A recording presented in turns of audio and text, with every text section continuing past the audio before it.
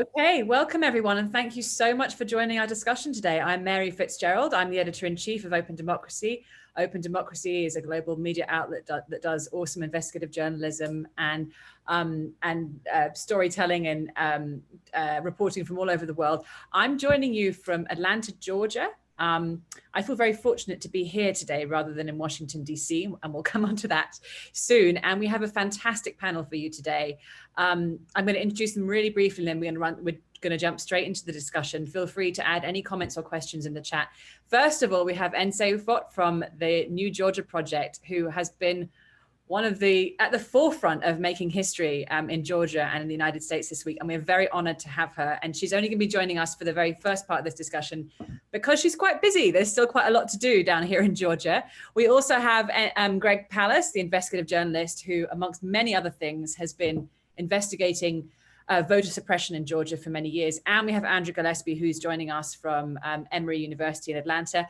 And we have my excellent colleague and road buddy, Aaron White, our North America economics editor, who's been traveling across the United States with me, both for this election and for the election in November. So this promises to be a fantastic discussion.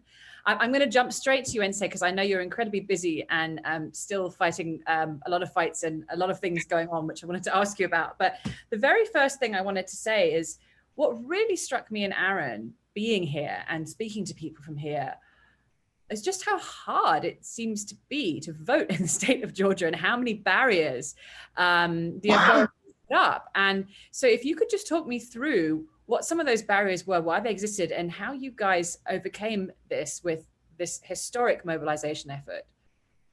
Yeah, so hi, Mary, thank you. So Georgia has a long and a recent history of voter suppression.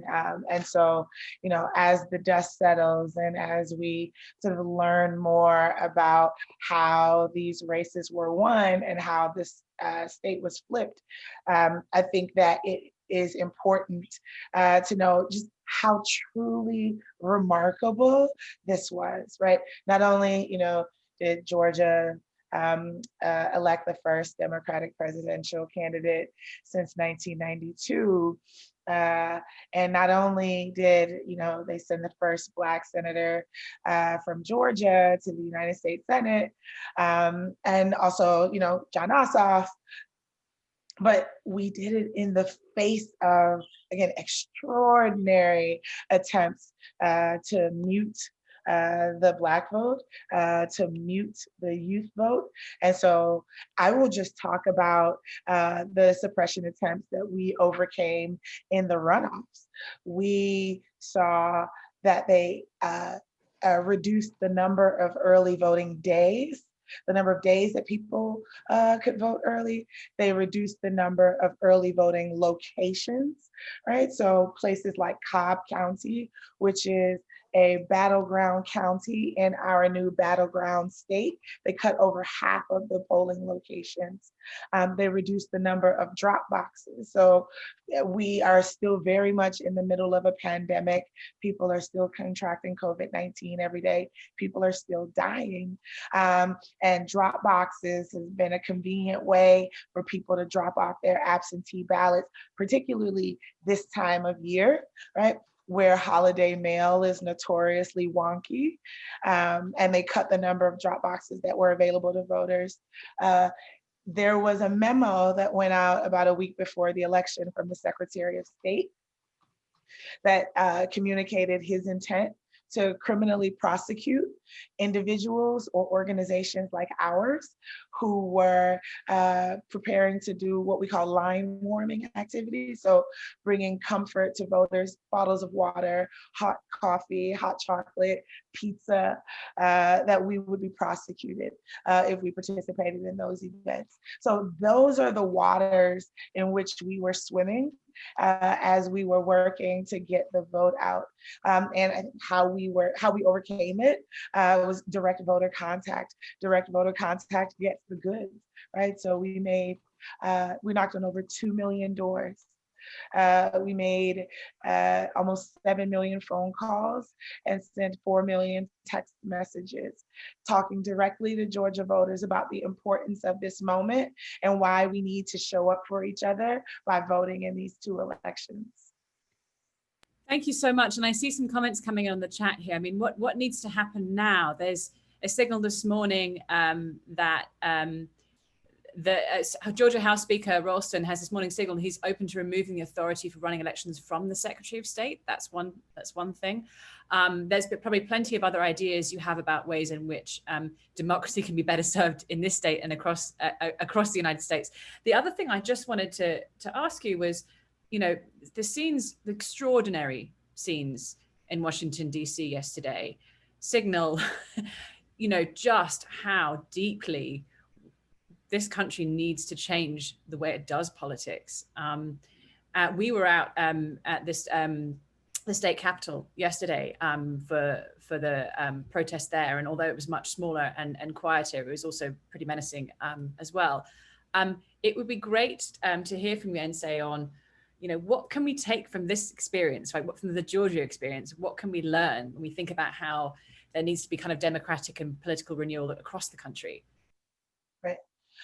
Well, a couple of things. One, I think that it's important to acknowledge that this is a violent and vocal and treasonous minority, right? That and so recognizing that they don't represent a majority in any way. One, two, that they were allowed to breach the Capitol, right? They got support from Capitol Police, and that needs to be addressed. That law enforcement, the last time I checked, or at least the rhetoric that we always are on the receiving end of, is that they're there to uphold the law and to protect the public, and they did not act in that way yesterday. And I think that the other thing is we should just acknowledge, I certainly didn't think that white supremacy was going to die a quiet, still death, and that the sort of the forces of democracy and those who want to build a better future, build a better tomorrow, are going to have to meet that sedition, those treasonous traitors, those folks who seek to, do harm to the Constitution and to our country with an opposite and equal force. Right. And so this is the time where we joyously celebrate the victory of democracy over fear in Georgia. And in our country, we saw legislators get back to work that evening and certify the results of November's election. And so, I think that those of us who believe in freedom are going to have to be equally bold and vocal in our opposition to what we're seeing. Thank you. And I understand that there's still work that you're having to do for this election, for this result. Can you talk us through? I've got a cousin who's an organizer up in Gwinnett County who was curing ballots till late yesterday. Tell us what the work that you and your organization are doing now and over the next few days. What are the battles still to be fought here? So Georgia voters have until Friday at 5 p.m. to cure ballots. And so what that means is for people who, there are some vote by mail ballots that were rejected and some provisional ballots that people were given instead of getting a regular ballot. And so they have 3 days to bring their ID, to verify their signature, or whatever, to cure whatever deficiency led to their ballot being rejected. And so tomorrow at 5 p.m. is the deadline. And so while we did take a break to sort of celebrate our work, again, in the triumph of democracy, our work is not done. When we say every voter, every election, we mean it. And so while the race has been called for Warnock and the race has been called for Ossoff, this is a muscle that we're going to continue to build, because there will be future elections where it's necessary. Thank you. Yeah, I wanted to ask you to speak beyond the next few days. So this is an extraordinary achievement, and there's still so much more work to be done. So paint a picture of the work that you're going to be doing and your organization is going to be doing. Well, I mean, the one thing is that I have to be mindful of is that one of the reasons why we do this work is because we want to live, right? And we want to live well. And so, the fight for healthcare in our state and in our country, we are preparing to get back to that. So many of the policy priorities that we hear directly from Georgia voters that they want to see make real, we are going to get back on it. But first, we're going to take vacation. So we launched our 2020 efforts on MLK Day of 2020. So that was mid-January. And our staff hasn't taken a day off since mid-January. So with the exception of Christmas Eve, Christmas Day, and New Year's Eve. And so, yeah, we want to get well and get rest and evaluate, celebrate our victories. And then we get into a strategy session. And I think that, again, Speaker Ralston, but also Secretary of State Brad Raffensperger have more than telegraphed, they have announced their plans to attack our elections infrastructure by getting rid of early voting, no fault, vote by mail. And so we're preparing for defense, preparing to head to the legislative session, again, once they start back up the week after next. Is there any grounds for challenge of the results? There are too many votes cast, right? The margins are too high at this stage. The margins are too high, so we won't have an automatic recount, and not having grounds for challenging the results has never stopped the enemies of progress. And so I absolutely anticipate that there will be challenges, but will they be successful? I sincerely doubt it. Just one final question. You mentioned the issues that Georgia voters care about, and you mentioned health care very briefly, but just talk us through, what have the thousands, the millions of people you've reached and engaged with over the past few years, what are they telling you they want? And also, do you think that this administration is committed to delivering those things? Where do you think the gaps are? Where do you think the energy needs to come from? Right.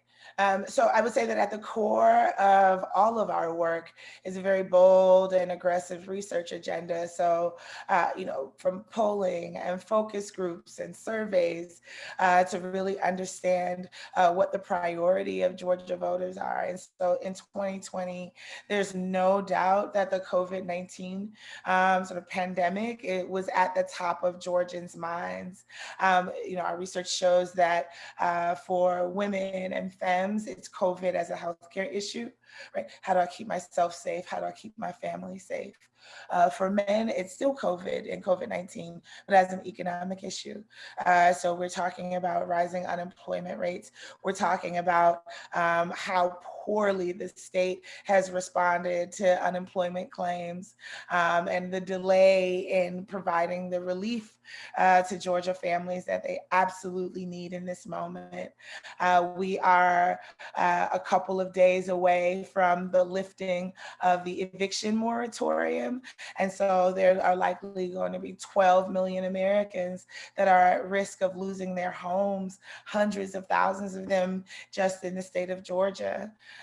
We've had 8 hospitals in rural Georgia that have closed, and probably another 4 that are on the brink of closing. And this is a crisis, and it should be a cause for concern because, not only are hospitals the place where people are going to, get well and recover from COVID-19, but people are still having babies. People are still fighting cancer, right? And hospitals also happen to be the largest employers in rural communities where you can find them. And so that is very much at the top of our list.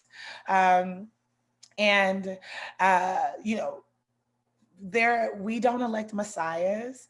And so, I think that our approach to the incoming Biden-Harris administration is that these are organizing targets, and so these they are the party that is across the table that the people are negotiating with. It's just that we would much rather negotiate with Vice President Harris and President Biden, who have indicated a willingness to listen to the people and be moved by our stories and our priorities, very much so in comparison to the incumbent, to the outgoing administration.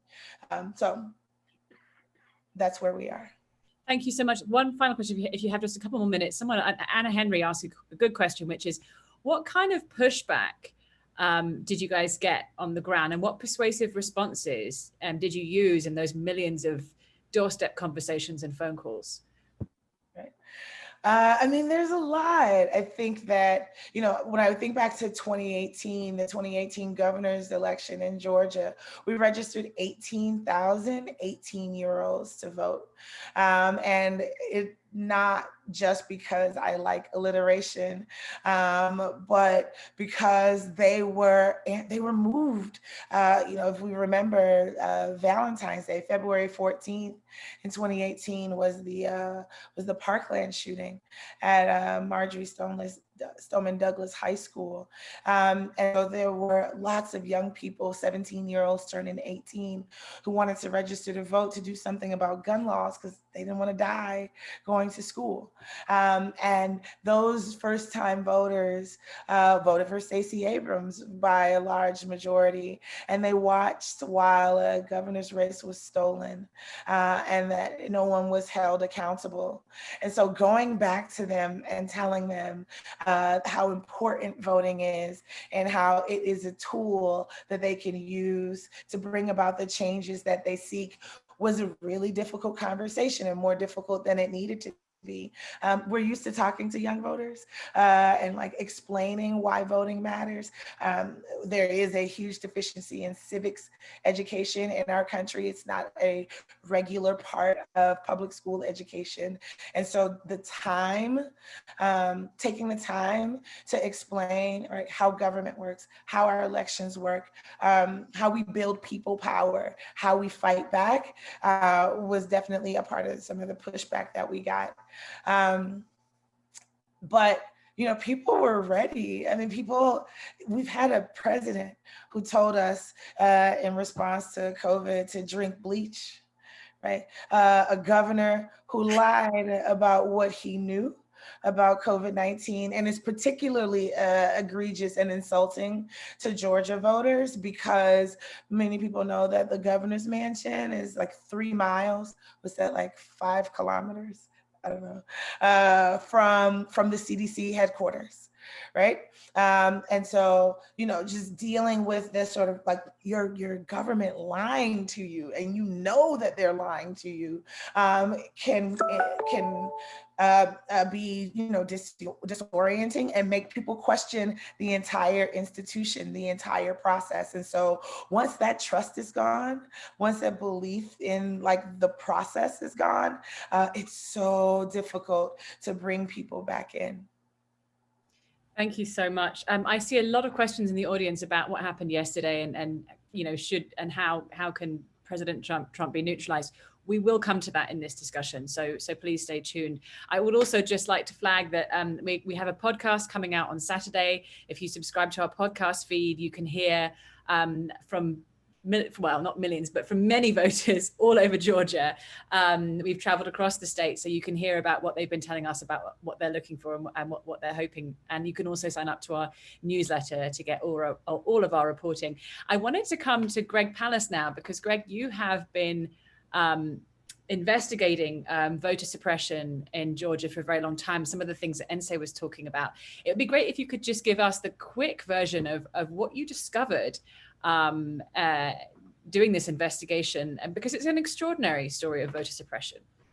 Yes. Well, first of all, if you recognize my hat, you may remember it because I noticed that about 90% of the people here are coming from Blighty, and so I you may recognize that for a decade, I was a columnist and investigative reporter for The Guardian and investigative reporter for BBC Newsnight. So let me just take 1 minute for comparative voting, understand the difference between British voting and American voting. In America, unlike Britain, we don't let everyone vote. And unlike Britain, we don't count every vote. I know that there's a few exceptions, but let's take a look at the big picture. We literally block people from voting, and we literally do not count all the ballots that are cast. And it's not small. For example, we have an agency called the Elections Assistance Commission, which not only tracks who votes, but how many votes don't get counted and who gets stopped from voting. In 16, we don't have the 20 numbers, it was probably worse. We had you heard NSA talk about curing provisional ballots. What the hell is that? Well, you don't have it in Britain. You walk in and you vote, right? Well, in America, you walk in and they say, oh, you're no longer on the voter rolls. We don't like your ID. Oh, we don't like your signature. Anyone in Georgia, anyone can challenge another voter's vote. We had one group here, a right-wing group called True the Vote, which challenged, ready, 325,000 voters in Georgia said their votes, they shouldn't be allowed to vote and their votes shouldn't count if they're mailed in. It's extraordinary.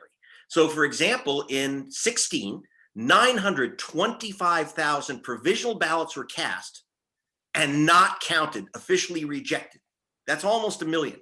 We had 2 million mail-in votes rejected. And understand in Georgia, this is one of the worst places. I've been investigating for 7 years. That's when I first met NSA. When in 2014, I first put for Al Jazeera out of Britain, I put a woman named Stacey Abrams on national TV for the first time, and a guy named Raphael Warnock. They were at the Ebenezer Baptist. You'll remember NSA that there were over 50,000 voter registrations, mostly young people of color. They filled out the registration forms. This doesn't happen in Britain. They fill out registration forms, and the Secretary of State, a guy named Brian Kemp, who is now the governor, literally said, I'm not putting them on the rolls. I have to verify their signatures or whatever. And he literally would not let them vote in the senatorial race that elected Perdue. So this is the revenge of those 50,000 voters who finally got on, and he would not have been elected in the first place. So 50,000 voters not even allowed on the rolls, but that wasn't good enough for them. They also reject massive numbers of ballots. So for example, NSA talked about the drop boxes, which are desperately important here. So you don't have to, you don't see in Britain 4-hour lines, 6-hour lines to vote. In America, in African American neighborhoods, and NSA is not saying it out loud, she assumes that you know it. America has an apartheid voting system. There's no other way to describe it. So for example, when she talked about closing voting stations, Cobb County is part of Atlanta and then goes out to the suburbs. It was Newt Gingrich's right-wing district, overwhelmingly Republican. We have early voting in most of America, where you can vote actually over a 3-week period, not just on election day. For 500,000 voters, they only had 11 polling stations. But Biden won. Biden won this very conservative area, and they panicked, the Republican burghers, and they took, of the 11 polling stations for this early voting period, they removed 6. All six were in African-American neighborhoods, leading to massive number of voters waiting hours and hours in line to cast their ballot, because it's literally, you could die because of COVID waiting in line, and some older people especially. So people got mail-in ballots and then put them in drop boxes. I was filming 3 voters here. 2 of them had not put on a return address on their envelope for the drop box. You think, well, why do you need a return address on the outer envelope? Because someone could challenge your vote and throw it out. Again, we don't, and that's this whole business of curing, because in Georgia, okay, you forgot your return address. You forgot the inner envelope. Someone challenges your signature, one of these racist groups, and there's no way to describe True the Vote, which challenged 300,000 voters, as anything but a white supremacist organization. And basically, they go around challenging Black votes. And but now they'll find some cockamamie reason to throw it out. 100,000 ballots, by the way, were lost in America to postage due on mail-in ballots, if you can imagine, and things like that. People used Scotch tape to close their ballots for security. Thrown out in most states. I don't know what the rule is in Georgia. So, but in Georgia, you can come in and quote, cure your ballot. What does that mean? You have to actually take a day out, go to an office and fix it. And they say, yes, that is my signature. Now, why do they do this stuff? So again, it's massive apartheid. And the biggest one, now normally I work for, as I say, BBC or The Guardian.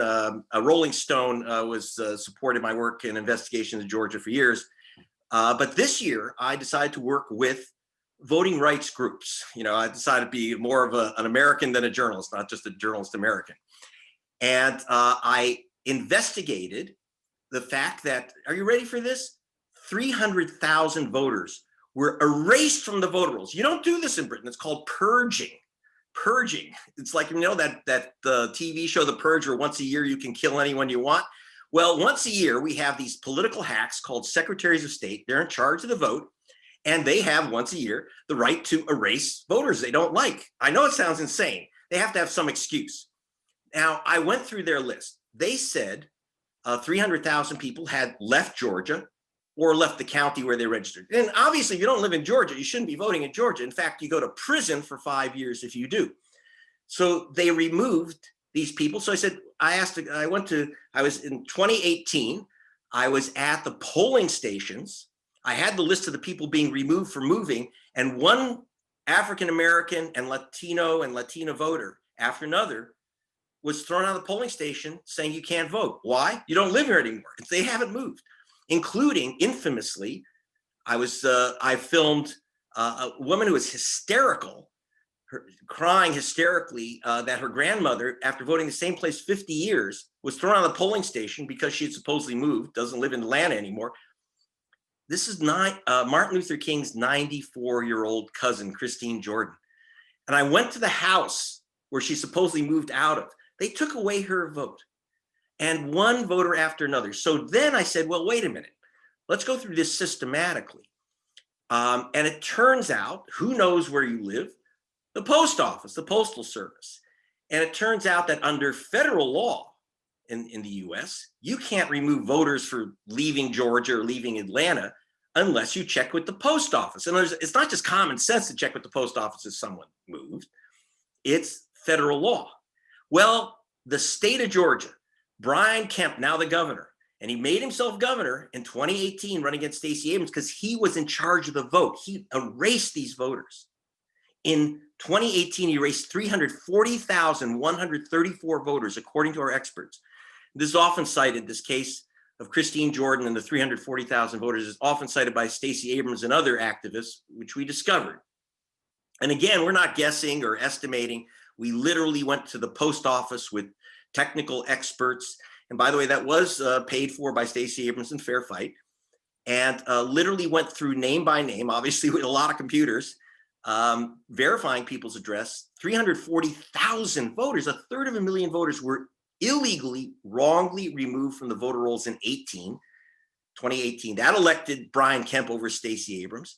This time people were more savvy, but they still removed the current Secretary of State, this GOP hack named Raffin's Perger, and his name really is Perger, it's mispronounced Burger all the time. He removed 198,351 voters for leaving Georgia or leaving their county, and they never moved. They never moved. We have their names and addresses.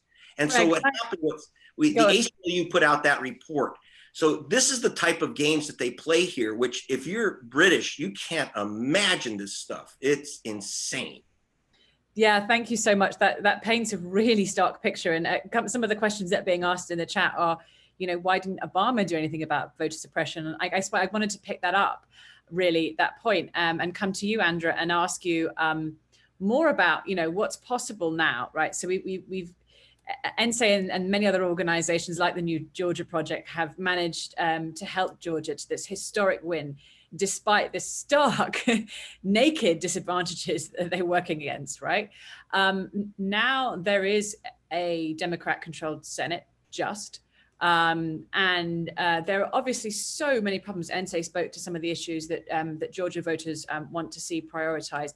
And there are these structural problems, right? These structural issues that Greg was talking about with voter suppression and democracy just not working, people's votes not being counted, or other things that just don't produce a fair system. So I'd love to hear from you about what you think is what you think should happen now, and also what you think is possible now. And of course, those are two probably quite different questions.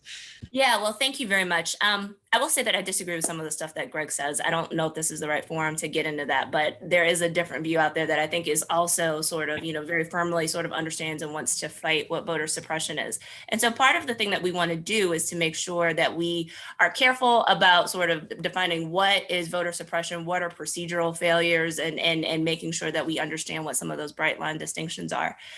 Structural issues are important. And one of the big things that we have to deal with in the United States is federalism. So there is a national federal elections commission. It has authority over certain things like campaign finance, for instance, and governing what happens when you're going to run for the House or Senate or for president, how much money you can raise, what your reporting structure looks like. But elections are a state and local issue. So we don't have one national election system. We have 50 state election systems, and then we have the many thousands of local election systems. And so they vary. And what that does is that creates different opportunities for people to engage in practices that will systematically deny the franchise to people. And so what happens in Georgia might look different than what happens in Texas, which might look different than what happens in Massachusetts. And this is what's happening here. Not that there aren't broad oversights, but the reason why purging is allowed to happen is the Supreme Court has ruled that it's constitutional. But what purging looks like in each state, though it is governed by the Supreme Court rulings, though it is governed by the Help America Vote Act of the early 2000s, it operates differently in different states. And then we have to look at whether or not it's being systematically misapplied towards particular groups. In this instance, it's just really important to know what rules and practices are in place at the state level and at the local level, and who is in charge of what. So in particular, if we want to think about decisions about, polling locations, and, how many early voting locations we're going to have, the state is going to govern the rules about the time for early voting. So that's going to be uniform statewide, but the counties have their discretion in terms of setting up where early voting locations are going to be. So you need to look at what your local elections board is actually deciding in those particular instances. It's going to be the county that is going to determine where precincts are and is going to move those. And we don't have federal oversight anymore as a result of nobody doing anything to change the Voting Rights Act since Shelby County versus Holder to determine that if we want to move a polling location from one side of the street to the next, you don't have to check that out with the Justice Department. So what that also means is that, and we saw this happen in 2018, is that you could have a county that tries to, change all the polling locations and then basically not tell anybody what's going on. And that is a way that you can suppress votes because people need due notice about what's going on. Sometimes there are ways that people may benignly actually think that they're helping people and not inform people. So for instance, in the 2020 election cycle, in part because of COVID and because of sort of a massive procedural failure with the running of the June 9th primary, there were precincts that were split.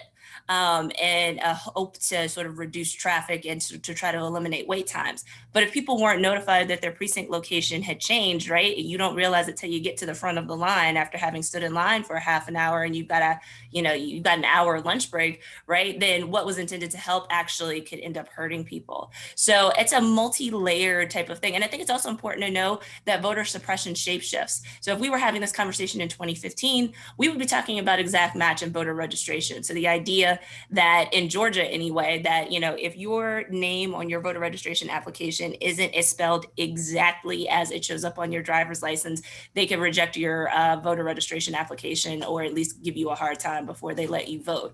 That was enjoined because of efforts of groups like the New Georgia Project and civil rights organizations. It was reinstated. It is now, been eliminated. So that wasn't an issue in the 2020 cycle.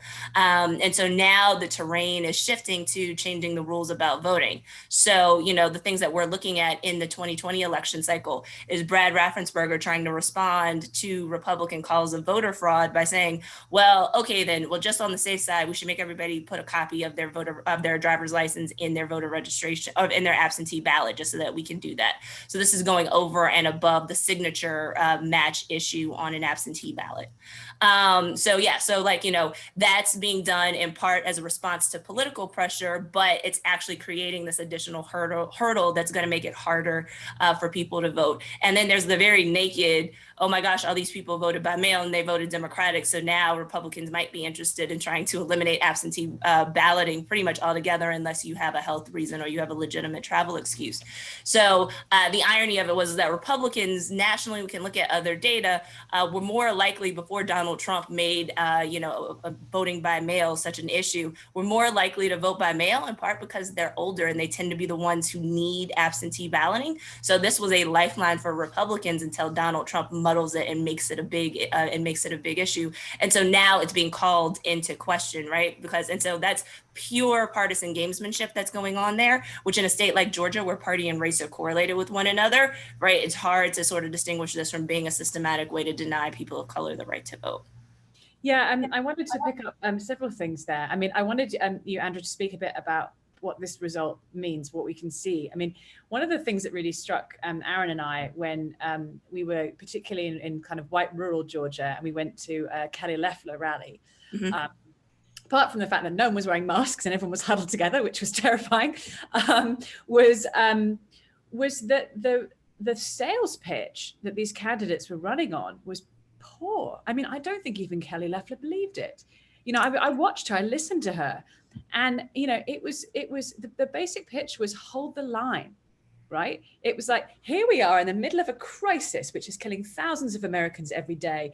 Job loss is not seen since the Great Depression, and the sales pitch is vote for us so that things don't change. Hold the line. And I just don't see, I mean, that was a sort of uniquely uninspiring and unvisionary message in this moment. And I also don't think Loeffler, she subsequently rescinded her support for decertifying the election results. I think that many Republicans didn't believe what they were saying, and they didn't have, the confidence and energy in what they were saying, because their message was so clearly inadequate for this moment, for both Republicans and Democrats. And so you saw that in lower Republican turnout, and I think that's very, very clear. But what I'd love you to speak about a bit more, and then I want to come to Aaron, is tell us about the candidates that won, and in particular, tell us about Reverend Warnock, because he won more votes than anyone else in this race, and there were 4 people in this race. Tell us who he is, and I mean, it struck me that he's a candidate that didn't compromise his message, came across as very authentic, was very clear who he was, where he was coming from. So talk us through that a little bit, and also what do you think is possible now in the U.S. Senate and U.S. Congress? We've Warnock and Ossoff are only two senators, but tell us first of all about Warnock, what his win means, who he is, and then what do you think is possible with the Democrats in Congress? Sure. So, I mean, I think part of what you observed and part of what we also observed happen in, this election race is hyperpartisanship. So we're in an era of very extreme polarization. I will leave it up to my historian friends to sort of characterize this, but, this is like the 1850s. And when you are living in an era of that type of hyperpartisanship, and hyperpolarization, it's not surprising that a candidate like Kelly Loeffler or even David Perdue would say, hold the line, because the whole point is, I'm not those other folks. And if you want some of us to have power, then this is how you have to do it. So that was the message. And she might have said it inartfully, but that very, very partisan message was very, very clear. And it also, benefited the Democratic candidates in this particular moment. Yes, Raphael Warnock certainly presented a positive message, but I would critique actually all of the candidates in this entire election cycle as being a fully national race. When we look at the talking points that people were talking about, it was about national issues. It rarely was about local issues. National issues like healthcare, like COVID in particular, are transcendent, and yes, they do affect Georgians in a really palatable and personal way, but they weren't talking about them in a way that was really kind of hitting home or that really applied it to Georgia in an obvious way, with the exception of Medicaid expansion. So Reverend Warnock in particular made a point of talking about Medicaid expansion and Georgia's refusal to accept Medicaid, which is basically free money to provide healthcare for poor people in this country. And this is something that Republicans have been resistant to in the state since Obamacare, was passed in 2010. So this has been, a huge problem in the state. That was as local as it got. And so this entire race was largely devoid of substance, but very big on personality and partisanship and racial attacks. So, that's a function of our times. And that was actually true of the entire cycle. So we're seeing, little sort of local politics. We're seeing shrinking personal votes. And so by the personal vote, we are looking at, races where we could see candidates who can outperform the national party in a really substantial way. We see Warnock and Ossoff doing better this time. That's because of Democratic mobilization. But I think the interesting thing to point out in the general election was Perdue in his race, and then if we take Kelly Loeffler and Doug Collins, the two leading Republican candidates in the race against Raphael Warnock in November, and we look at their combined vote relative to Donald Trump's vote, it tracks pretty closely. So people made a big deal about the fact that David Perdue got about 100,000 more votes than Donald Trump did. That amounted to him doing 0.5 percentage point better proportionally than Donald Trump did. And there weren't, lots of Republican candidates for the Senate who significantly outperformed Donald Trump. There were a few, so I could talk about Susan Collins, I could talk about Tom Cotton, I could talk about Ben Sasse, I could even talk about Cory Gardner, though he lost. The fact that David Perdue, it wasn't in that number, one was the reason why he ended up in a runoff. And I think it actually sort of represents the ways in which he was too identified with Donald Trump and hadn't cultivated a political identity or persona outside of Donald Trump. And he had an opportunity to do it because he got elected 2 years before him. Some of that is because of his, there were decisions that he made that in hindsight were poor, like rarely meeting with constituents, being really resistant to media interviews outside of the Fox bubble, and doing other kinds of things that in the long run hurt him because people didn't know who he was, other than the fact that that he was a Republican, and you chose to vote for him, whether because you liked the party or because you didn't like the party. There really wasn't any personal loyalty to him. So getting back to Raphael Warnock, is the pastor of Ebenezer Baptist Church. He's been pastor of Ebenezer for about 15 years now. Ebenezer prides itself on being America's freedom church. And so it very much prides itself on being a church that is going to be a hub of social justice activity. Reverend Warnock has certainly, continued that tradition. He succeeded Stacey Abrams as the CEO of the New Georgia Project, and was somebody who, was active, well known in Atlanta circles. And Ebenezer has enough cachet that when he was putting together a statewide campaign, even if you didn't know who he was, as long as he was marked with Ebenezer, that's an opening to have a conversation. And I think that worked really well with him. He actually took a longer time than I expected to consolidate the Democratic vote. So there were other candidates who presented themselves as viable. Whether or not that was actually true is a different story. So former Senator Joseph Lieberman's son was running for office and for a long time was getting double digits in polls for reasons that I still don't understand. And then there was another former state legislator and U.S. attorney at Tarver, an African-American Democrat from Augusta, who was running, who didn't get much traction. But Warnock consolidated the Democratic vote shortly after winning the endorsements of Barack Obama and Jimmy Carter. And so it became very clear that he was going to be the one that would, end up in the runoff election, and he was going to be the leading Democrat. And when he ran, he tried to preempt the attacks that were going to be used against him. And true to form, Kelly Loeffler went for the jugular immediately and started attacking his sermons, looking for things that she could characterize as being anti-American, which were really just part of Black liberation theology. And it was something that she tried to play up to her white evangelical base to try to say that he's not the Christian that you think he is, despite the fact that, he, is a pastor and holds the title of reverend. And so we're going to study this a little bit more to see how people reacted to those negative attacks in the campaigns. But just from a theoretical standpoint, Kelly Loeffler ran a particularly nasty and particularly racist campaign.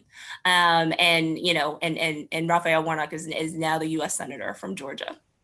Thank you. That's a wonderful point to finish on. And I think I wanted to come to Aaron now, because Aaron and I have spent a lot of time not only talking to voters and political experts like yourself, but also to organizers. So one of the things that obviously we observed over the last week traveling across the state was how many people came from all over the United States to join this effort. And that also actually told us quite a lot about the splits and fractures and potential problems that this administration is going to have. So Aaron, can you paint a bit more of that picture for us? Yeah, sure. So a lot of the organizers that we met actually came from California, from New York, and we're really pushing a more progressive agenda. So we're really keen on a Green New Deal, universal health care, and weren't necessarily as ideologically committed to a figure like Biden or even someone like Ossoff or Warnock. Also, the stimulus checks were a big issue. We met one guy whose father got COVID, and he really blamed his father getting on COVID on the fact that he had to go to work and that the government wasn't there to support him, and saw Republicans in the Senate as a particularly bad barrier to that. So this was common amongst a lot of voters that we spoke to, especially those from California. Many spoke to the wildfires, and a lot of these were very young canvassers and a lot of first-time ones as well, which was really interesting to note. And then we spoke to some Latino voters as well, and Latino organizers who were really keen on student debt relief, and also the way that the current administration has handled the pandemic, especially in a lot of the poultry plants, which are really dominated by a lot of Latino workers. And what this demonstrated to us was something that I've been looking at for some time now, are the real fractures within the Democratic Party as well. A lot of these people came here, they came to canvass, but they don't necessarily agree with everything that Biden is providing and want a much more substantive policy agenda.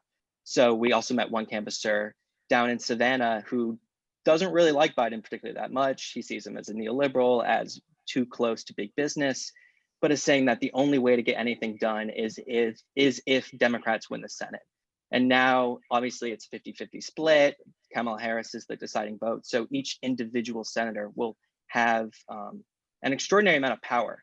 And he mentioned Joe Manchin and some of the more conservative members in the caucus on how they might block some of his substantive policy proposals. So I think now it's great, Democrats have the Senate, but it's going to be a very difficult road ahead to pass a pretty substantive policy agenda. And a lot of the people that we spoke to really want Biden to act, and they want him to act fast. So we'll see how that turns out the next couple of months ahead.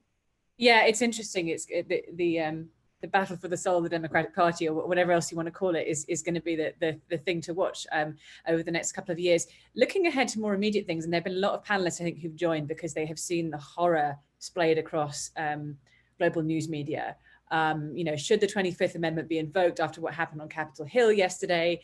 Talk of impeaching the president, talk of the other stuff that's sort of very immediate reaction to just what happened yesterday. And Andra, I wonder if you could speak to that. I mean, this is a fast developing story, but I wonder if before we even get into the next administration, some of the stuff that's been floated or aired or discussed over the last day in reaction to the horrifying events, how do you see and respond to all that?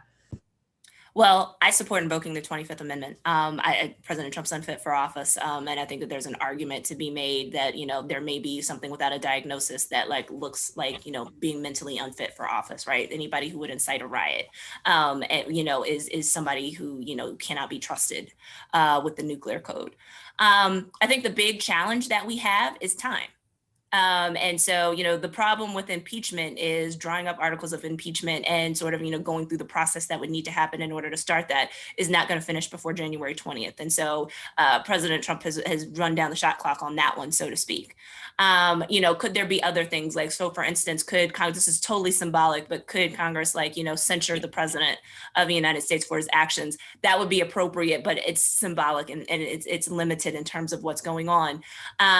Then there would be, sort of the issue of, what people within the administration can do. So we've seen some resignations today, and the people who have resigned are in positions that aren't necessarily directly related to the seat of power. So to see Stephanie Grisham, who's no longer the press secretary, but is the chief of staff to Melania Trump, resign, that's fine. The social secretary resigned. It's like, well, how many more events were actually going to happen between now and inauguration day? So these were kind of pretty easy resignations. It's a question of the larger sort of people who are more directly in line with the president, like what they are going to do.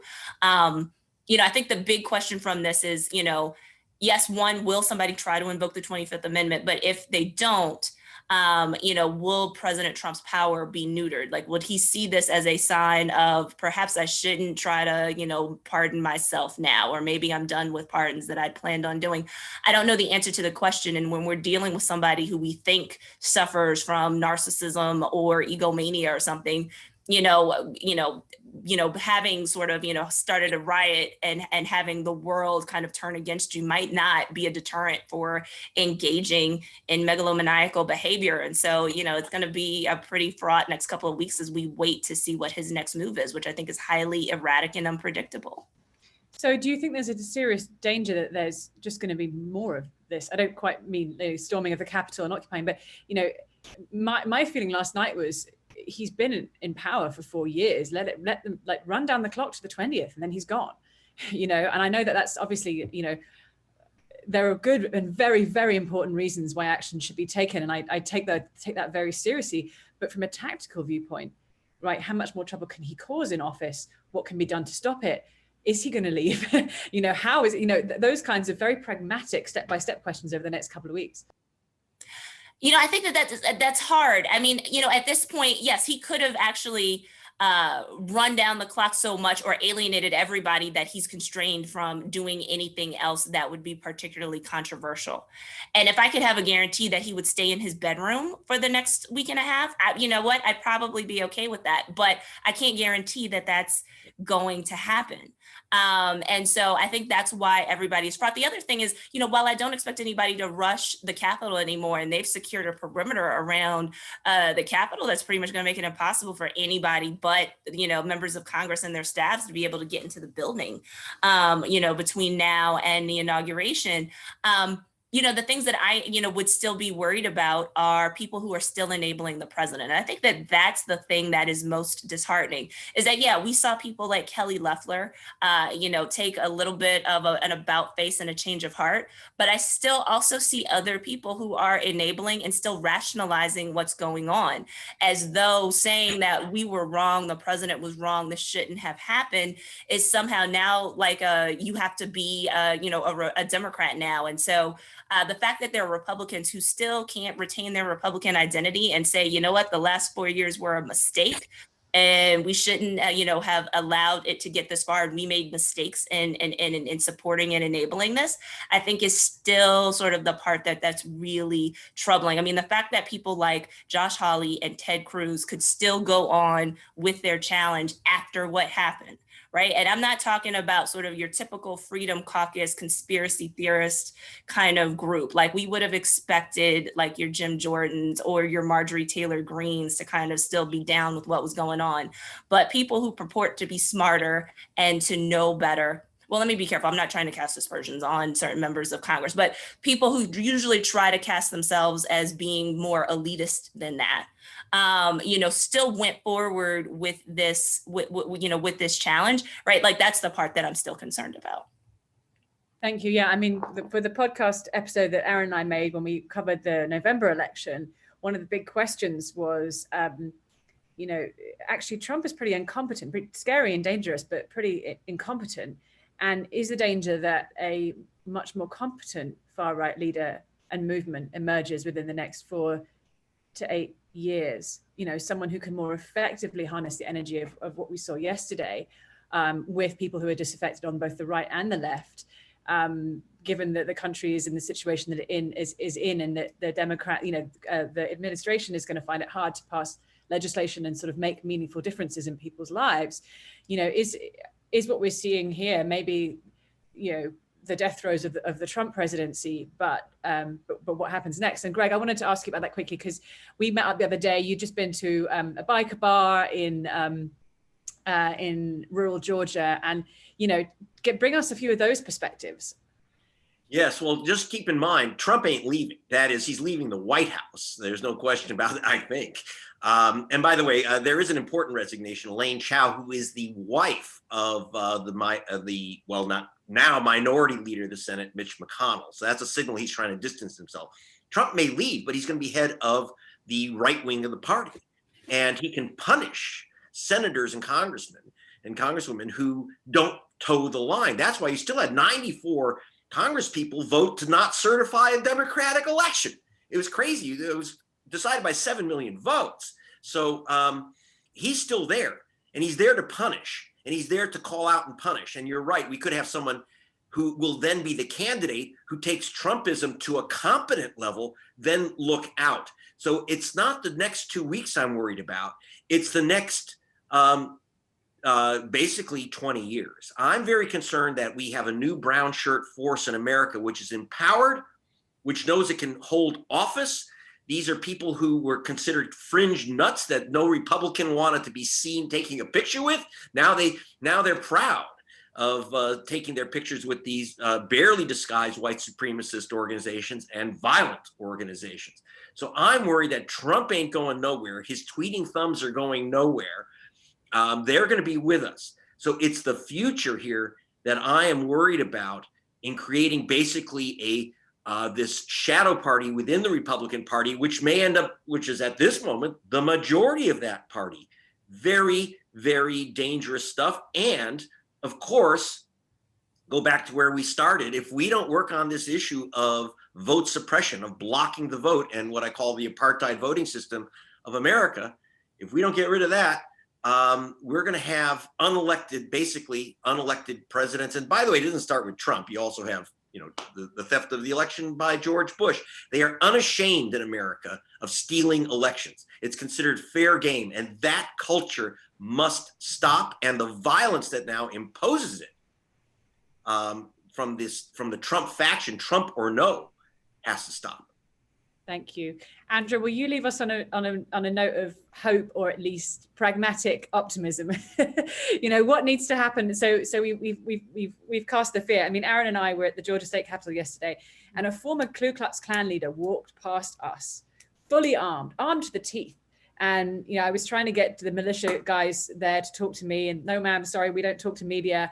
It was bizarre. So but as Ense said at the beginning, right? This is a small, vocal, extreme fringe. And yes, there is definitely danger. I think there's definitely potential. I take very seriously. We traveled across Ohio and Pennsylvania. I take very seriously the potential of that fringe to ally with former Democratic voters in certain parts of the United States that have been severely economically impacted. And I think that is something we need to take really seriously. That said, this is a day of celebration about what just happened in Georgia. So I wonder if you can round us off, Andra, by looking ahead to what's now possible. Well, I mean, I think what we've seen happen in Georgia, I think we also have to keep in mind that this isn't just what happened this year, or this didn't just start in 2018.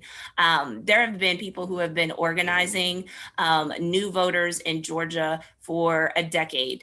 They have been people who have been identifying potential new voters, making them registered voters, and then making sure that they show up to vote. And it didn't happen overnight, and it didn't happen immediately. Structurally, America runs incrementally, and that also happens when it comes to change as well. And so when it comes to voting, yeah, it would have been nice for all of those latent voters to have gotten registered, at one time, and then turned out to vote. But it turns out you got to go knock on every door. You got to go find people, and that takes a number of years. And so what we see happen in 2020 is the culmination of years of organizing and years of narrowing margins, in elections in the state of Georgia. And so I think that that's a model of patience, and that's also a model of what you can do to go forward, which is to start small and then continue to scale up. And then eventually you may find that you've got a critical mass to be able to do stuff.